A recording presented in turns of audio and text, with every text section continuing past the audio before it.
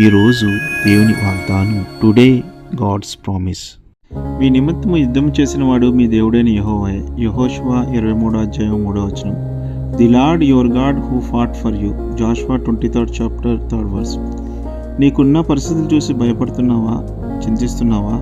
భయపడకు, చింతించుకు. ఈరోజు వాగ్దానం ద్వారా దేవుడు నీకు చెప్తున్నాడు, మీ నిమిత్తము యుద్ధం చేసిన వాడు మీ దేవుడైన యెహోవాయే. మన దేవుడు నిన్ను మర్చిపోడు.